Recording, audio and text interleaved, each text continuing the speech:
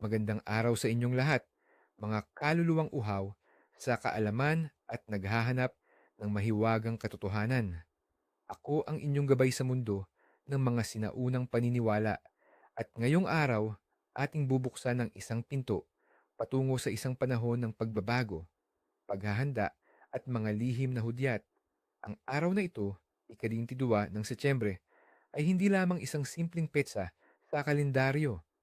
Ito ay isang pintuan, isang palatandaan ng isang malalim na pagbabago sa ikot ng panahon na, bagamat hindi lantad sa lahat, ay lubos na nadarama ng mga may sensitibong pandama. Ito ang araw na minarkahan ng mga ninuno bilang simula ng isang natatanging panahon. Tinatawag itong araw ng pagbalanse, kung saan ang liwanag at dilim ay nagtatagpo sa isang perpektong harmonya, isang sandali ng kapayapaan bago ang pag-usbong ng isang bagong yugto. At sa ating kultura, ito ay higit pa sa isang astronomikal na kaganapan. Ito ang tahimik na pagbubukas ng singsing ng Kapaskuhan, ang simula ng mga tinatawag nating Burr Month. Sa Kristiyanong konteksto, ang simbahang Katolika ay nagdiriwang ng ilang mga banal sa araw na ito. Kabilang dito, sina San Tomas ng Villanova, isang arsobispo na kilala sa kanyang pagkabukas palad at pagmamahal sa mga dukha, at sina San Mauricio at ang kanyang mga kasama na mga martir na nagpakita ng matinding katapatan sa kanilang pananampalataya. Bagamat ang mga pangyayaring ito ay may sariling banal na kahulugan, sa ilalim ng ibabaw ng ating pananampalataya, mayroon pa ring dumadaloy na agos ng mga sinaunang paniniwala at mga paganong ugat. Dito, ang mga panalangin ay hindi lamang para sa kalusugan o kasaganaan ng ani, kundi pati na rin para sa proteksyon mula sa mga espiritong ligaw, para sa gabay sa paghahanap ng tamang kapareha at para sa kapayapaan sa loob ng tahanan sa panahon ng pagbabago. Ngunit bago pa man dumating ang mga Kastila at ang kanilang relihiyon, ang ating mga ninuno ay mayroon ng malalim na pangunawa sa mga siklo ng kalikasan. Para sa kanila, ang Setyembre ay hindi lamang isang buwan. Ito ang panahon kung kailan nagsisimulang bumulong ang hangin ng pagbabago, kung kailan ang lupa ay naghahanda para sa susunod na ani, at kung kailan ang mga pamilya ay nagsisimulang magtipon. Sa araw ng pagbalanse, sinasabing ang mga diwata at anito ay mas malapit sa ating mundo, nagmamasid, at minsan ay nakikipag-ugnayan. Ito ang panahon ng pasasalamat sa mga biyaya at paghahanda para sa mga darating. At sa ating pagpasok sa Bear Months, nararamdaman natin ang simula ng isang mahabang pagdiriwang na pinasisimulan ng araw na ito. Ang tunay na mahiwagang kwento ng araw na ito ay hindi tungkol sa isang banal na piging, kundi tungkol sa paglalakbay ng isang sinaunang espiritu na tinatawag na diwata ng singsing. Sinasabing noong unang panahon, nang ang mundo ay sariwa pa at ang mga tao ay nabubuhay ng may matinding paggalang sa kalikasan, mayroong isang diwata na nagtataglay ng isang mahiwagang singsing. Ang singsing na ito ay hindi lamang isang palamuti. Ito ang tagapagbalanse ng panahon, ang nag-uugnay sa mga siklo ng pag-aani at pagdiriwang. Tuwing ika-22 ng Setyembre, sa sandali ng pagbalanse ng liwanag at dilim, ang diwata ng singsing ay bumababa mula sa kanyang tahanan sa pinakamataas na bundok. Siya ay naglalakad sa mga gubat, sa mga bukirin at sa mga baybayin, at sa bawat yapak niya, bumubulong siya ng mga sinaunang orasyon. Ang mga orasyong ito ay hindi maririnig ng karaniwang tao, ngunit nadarama ng kalikasan. Ang mga halaman ay nagsisimulang mamulaklak ng mas masigla, ang mga ibon ay umaawit ng mas matamis na himig, at ang hangin ay nagdadala ng pangako ng kasaganaan. Ang kanyang layunin ay ihanda ang mundo para sa singsing ng Kapaskuhan. Sa kanyang paglalakbay, binubuksan niya ang mga selyo ng panahon, nagpapakawala ng mga espiritu ng pagkakaisa, pagmamahalan at pagkabukas palad.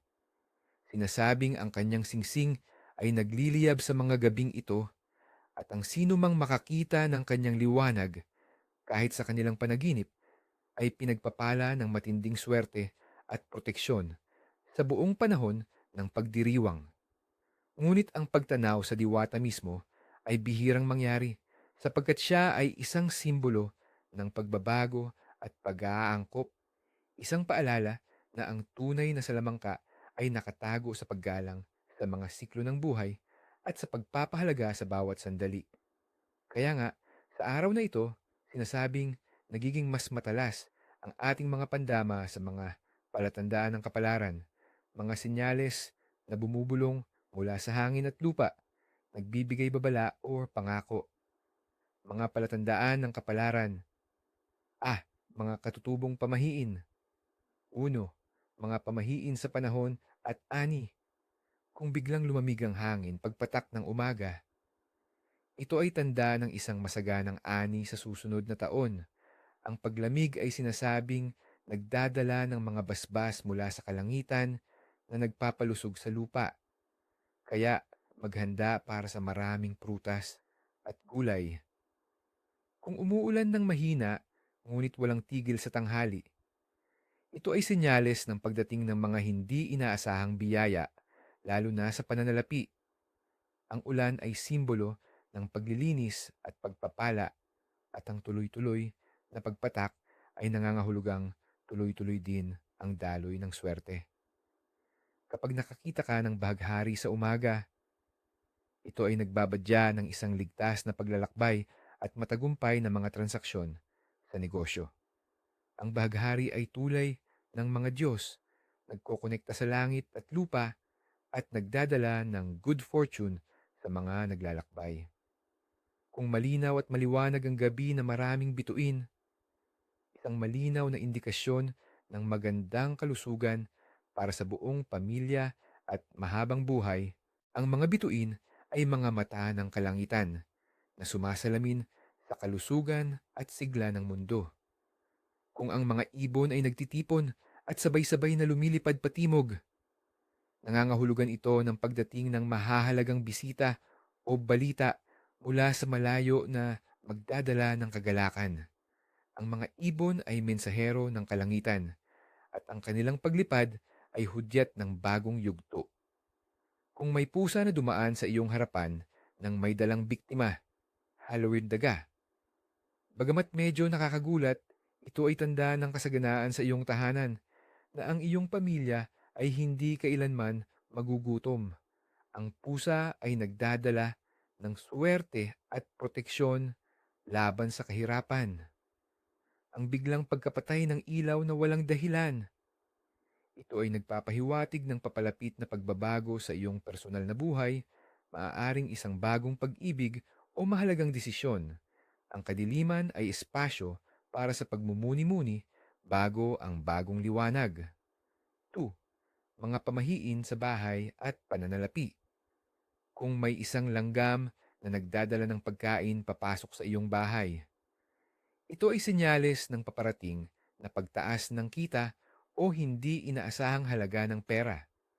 Ang mga langgam ay simbolo ng sipag at pagtitipon at ang kanilang pagpasok ay nagdadala ng yaman. Kapag biglang tumunog ang iyong alahas ng walang dahilan, ito ay tanda ng paparating na good news tungkol sa pera o trabaho. Ang alahas ay sumisipsip ng enerhiya at ang pagtunog nito ay hudyat ng positibong enerhiya. Ang pagkabasag ng baso na walang sino mang nakahawak. Bagamat nakakagulat, ito ay naglilinis ng negatibong enerhiya sa loob ng iyong tahanan at nagpapalit ng daan para sa mga positibong oportunidad. Ang pagbasag ay pagpapakawala ng masamang enerhiya. P. Mga panaginip sa gabing ito. Ang mga panaginip sa gabing ito ay sinasabing nagtataglay ng mga lihim na mensahe mula sa mundo ng espiritu na nagbibigay gabay sa ating kapalaran. Mahalin ang bawat detalye kung nanaginip ka ng malinaw na tubig. Ito ay simbolo ng kalinawan ng isip, purong damdamin at paparating na mga biyaya. Kung naliligo ka sa malinis na tubig, ito ay tanda ng paglilinis ng kaluluwa at pagpapalaya sa mga pasanin. Kung umiinom, ito ay kalusugan at bagong lakas. Kung nanaginip ka ng isang puno na may maraming bunga, ito ay isang napakagandang sinyales ng kasaganaan at katuparan ng mga pangarap. Ang dami ng bunga ay sumasalamin sa dami ng mga biyayang matatanggap mo. Ito ay nagpapahiwatig ng tagumpay sa negosyo o sa personal na buhay. Kung nanaginip ka na lumilipad, ito ay nagpapahiwatig ng kalayaan, paglabas mula sa mga limitasyon at matagumpay na paglampas sa mga pagsubok. Kung mataas ang iyong lipad, mas malaki ang iyong tagumpay. Kung nanaginip ka ng ginto o alahas, ito ay direktang nagpapahiwatig ng pagtaas sa iyong estado ng kayamanan at katayuan sa lipunan. Ang ginto ay simbolo ng yaman at kapangyarihan. Kung nanaginip ka ng ahas, depende sa konteksto. Kung ang ahas ay tahimik at hindi agresibo, ito ay simbolo ng karunungan at pagbabagong anyo. Kung ito ay umaatake, maaaring mayroong mga hidden enemies o mga takot na kailangan mong harapin. Ngunit kung napatay mo ang ahas, ito ay tagumpay laban sa mga pagsubok sa mga ipinanganak sa araw na ito. Ang mga ipinanganak sa ikabiyong tibatu pa ng Setyembre ay sinasabing may natatanging katangian. Sila ay pinagkalooban ng balanse at pagiging sensitibo. Madalas silang maging mapagmatsyag, may matalas na intuisyon, at mahusay sa paghahanap ng harmonia sa kanilang paligid. Sila ay likas na diplomatiko, umiiwas sa kaguluhan, at mas pinipiling maging tagapamagitan kaysa tagapagpasiklab. Mayroon silang malalim na pagmamahal sa pamilya at tahanan at masisipag sa pagkamit ng kanilang mga layunin. Gayunpaman, dahil sa kanilang pagiging sensitibo, madali silang masaktan at minsan ay nagiging masyadong kritikal sa sarili. Ang kanilang kapalaran ay madalas na puno ng mga pagkakataon para sa paglago at pagbabago at may kakayahan silang magtagumpay sa anumang larangan na may kinalaman sa sining, batas o serbisyo sa kapwa. Di mga iminungkahing pangalan, iminumungkahi sa Katolikong kalendaryo. Ang mga ipinagdiriwang ang kanilang kaarawan o pangalan sa araw na ito ay maaaring ang sumusunod. Tomas, Tomas, mula kay San Tomas ng Villanova, sumisimbolo sa pagkabukas palad at karunungan. Mauricio, Maurice, mula kay San Mauricio, sumisimbolo sa lakas at katapatan. Silas, isang pangalang biblikal na nangangahulugang kagubatan o gubat, konektado sa kalikasan. Priscilla, isang pangalang Latin na nangangahulugang sinauna o matanda, nagpapahiwatig ng karunungan.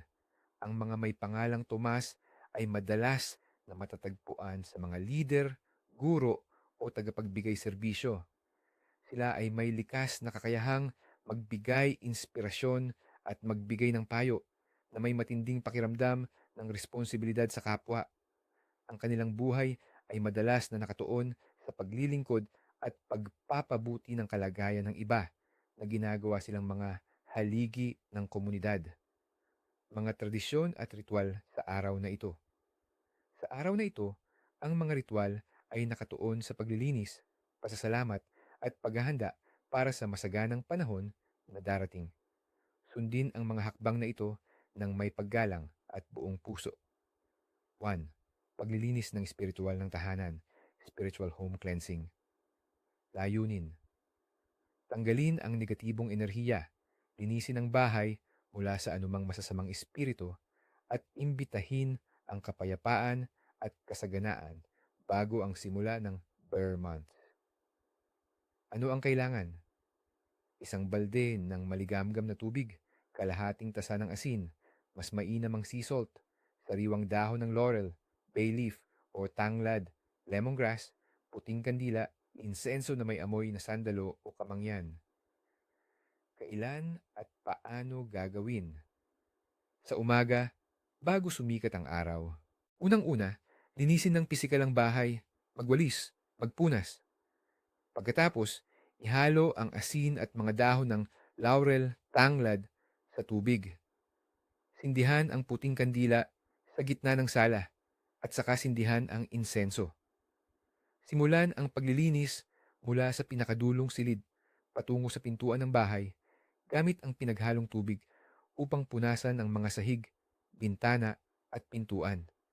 Habang ginagawa ito, bumulong ng sa ngalan ng Diyos at ng mga anito, linisin ang bahay na ito mula sa lahat ng masama at punuin ito ng pagpapala at pagmamahalan. Pagkatapos, itapon ang natirang tubig sa labas ng bahay, malayo sa iyong ari-arian, na may kasamang panalangin na lumisan din ang lahat ng masama. Ano ang gagawin? Pagkatapos, hayaang matapos masunog ang kandila at insenso. Pagkatapos, maghanda ng isang simpleng almusal na may kasamang mga sariwang prutas. Ang ritual na ito ay naglilinis hindi lamang ng bahay, kundi pati na rin ng kalooban ng mga nakatira rito. Ritual ng pasasalamat at paghiling ng kasaganaan, gratitude and abundance, wishing ritual. Layunin: magpasalamat sa mga biyayang natanggap at humingi ng karagdagang kasaganaan at proteksyon para sa darating na panahon ng Bear Month. Ano ang kailangan?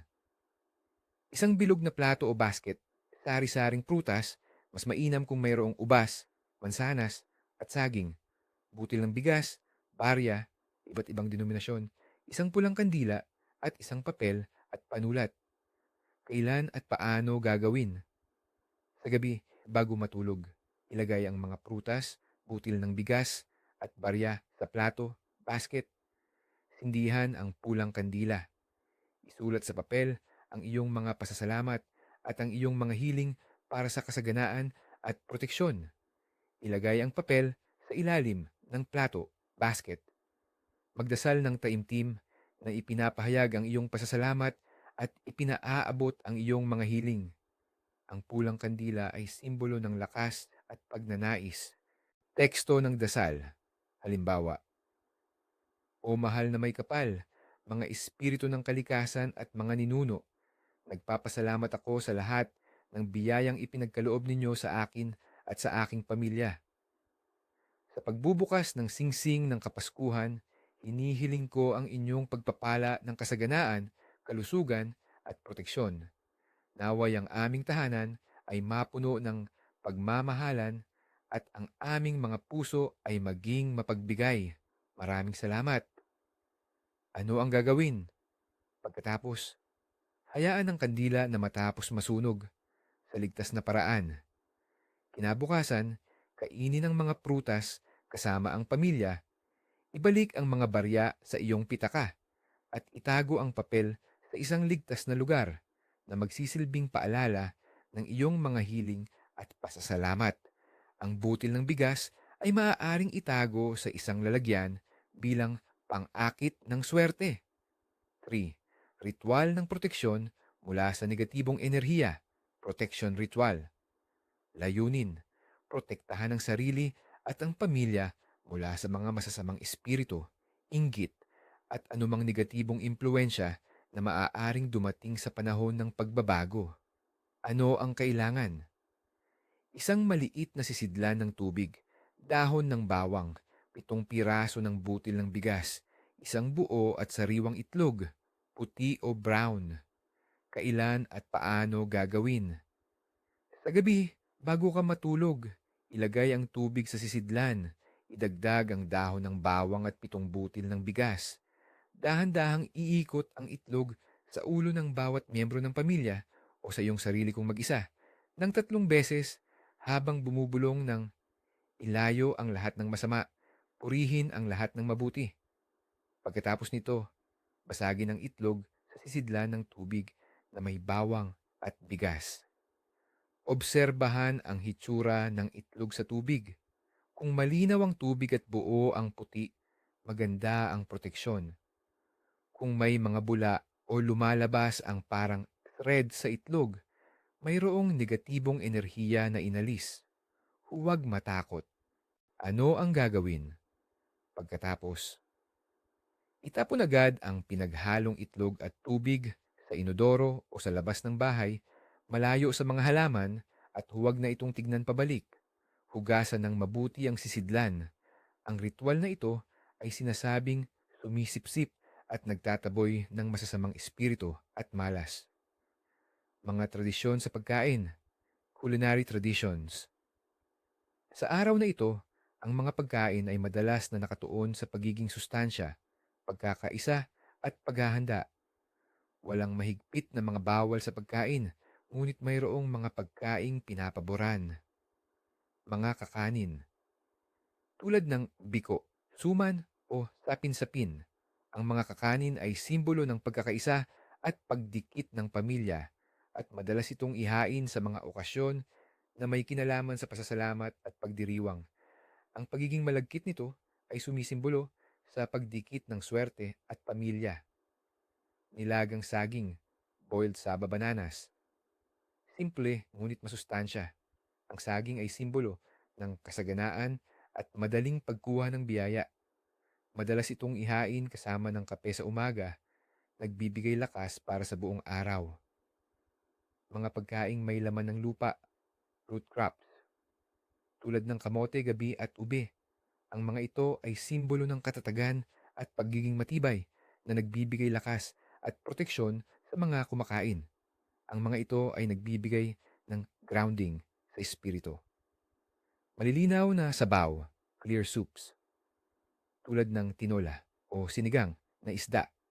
Ang malinaw na sabaw ay sinasabing naglilinis ng sistema at nagdudulot ng kalinawan ng isip at handa para sa mga darating na pagbabago. Ang mga pangunahing bawal sa araw na ito.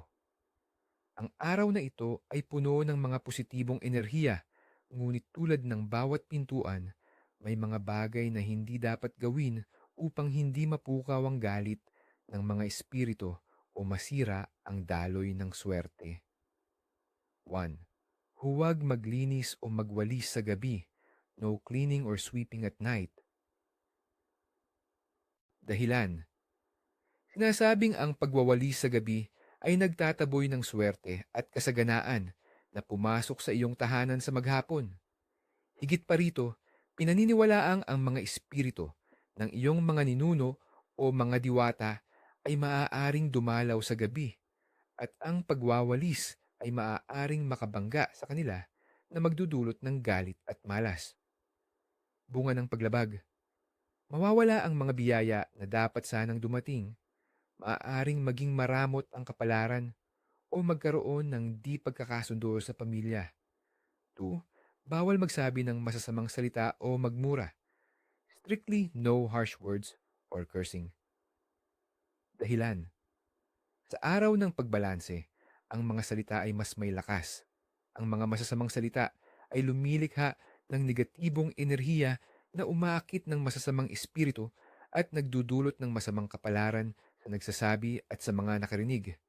Ito rin ay lumalabag sa diwa ng pagkakaisa at pagmamahalan na dapat ay mamamayani sa simula ng Bear Month. Bunga ng paglabag. Maaaring maging sanhi ng matinding away sa pamilya o sa mga kaibigan. Maaari ring magdulot ng masamang karma na babalik sa iyo sa ibang anyo. 3. Huwag magbigay ng pera o magpahiram. Do not lend money or important items.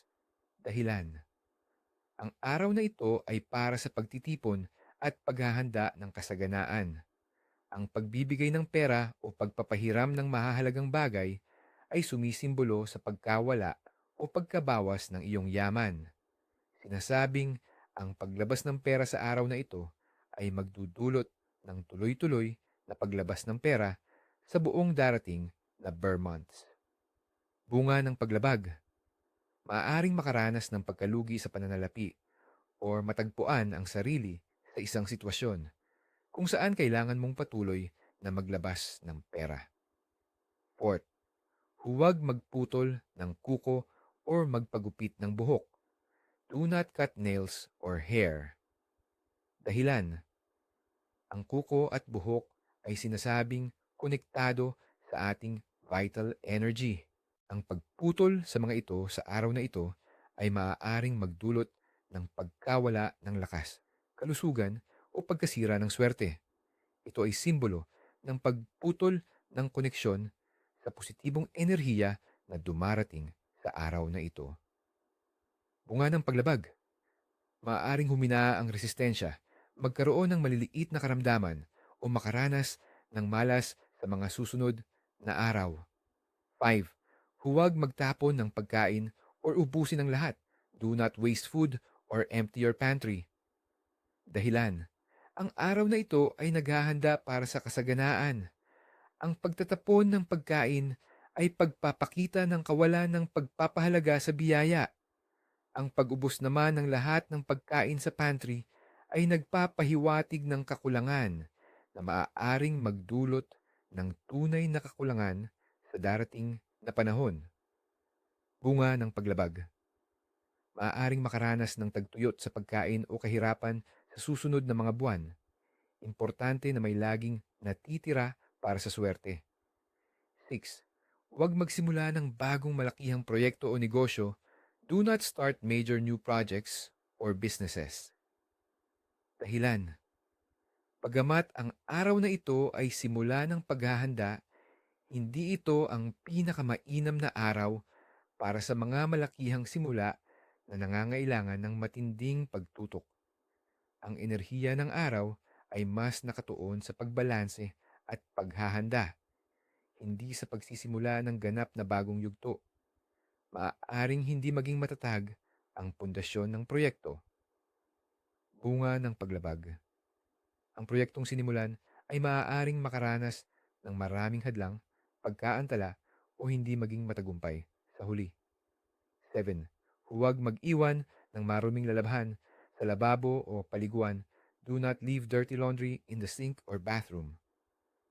Dahilan, ang kalinisan ay simbolo ng kaayusan at pag-akit ng positibong enerhiya. Ang maruming labahan ay umaakit ng negatibong enerhiya at nagdudulot ng stagnasyon sa daloy ng swerte sa tahanan. Dapat ay malinis ang lahat bilang paghahanda sa pagpasok ng bagong yugto. Bunga ng paglabag, maaaring makaranas ng blockages sa pananalapi o mga oportunidad. Ang malas ay maaaring dumikit sa bahay. 8. Huwag magtaas ng boses o makipag-away sa gabi. Do not raise your voice or fight at night. Dahilan, sa gabi, sinasabing mas sensitibo ang mundo ng espiritu. Ang pagtaas ng boses at pakikipag-away ay lumilikha ng kaguluhan na maaaring makasira sa kapayapaan ng tahanan at makaakit ng masasamang espiritu. Ang gabi ay para sa kapayapaan at pagmumuni-muni. Bunga ng paglabag, maaaring magdulot ng masamang panaginip o patuloy na pag-aaway sa loob ng bahay sa mga susunod na araw. 9. Huwag manghuli ng hayop o manakit ng inosente. Do not hunt animals or harm innocents. Dahilan, ang araw na ito ay tungkol sa paggalang sa lahat ng buhay. Ang pananakit ng anumang nilalang ay nagdudulot ng masamang karma at lumalabag sa balanse ng kalikasan. Ito ay isang paglabag sa sagradong ikot ng buhay at respeto sa mga diwata at anito. Bunga ng paglabag, maaaring makaranas ng matinding malas, karamdaman o makahanap ng sarili sa mga hindi inaasahang problema. 10. Huwag mag-iwan ng mga bintana o pintuan na bukas sa haba ng gabi. Do not leave windows or doors open all night. Dahilan, upang maiwasan ang pagpasok ng masasamang espiritu o ang pagkawala ng positibong enerhiya mula sa iyong tahanan. Bagamat maganda ang sariwang hangin sa mga mahiwagang gabi tulad nito, mas mainam na protektahan ang iyong espasyo. Bunga ng paglabag, maaaring makaranas ng hindi maipaliwanag na takot, pagkawala ng mga gamit, o ang pakiramdam na mayroong nanonood sa iyo. Sa araw na ito ng pagbalanse at paghahanda, naway ang inyong mga puso ay mapuno ng pag-asa at ang inyong mga tahanan ay maging santuwaryo ng kapayapaan at kasaganaan. Tandaan, ang mga tradisyon at paniniwala ay mga gabay na nagtuturo sa atin ng paggalang sa kalikasan, sa kapwa at sa sarili. Sa pagpasok ng singsing ng Kapaskuhan, yakapin natin ang mga aral ng nakaraan upang makalikha ng isang mas maliwanag na kinabukasan. Hanggang sa muli, manatiling mapagmatyag at mapagpasalamat.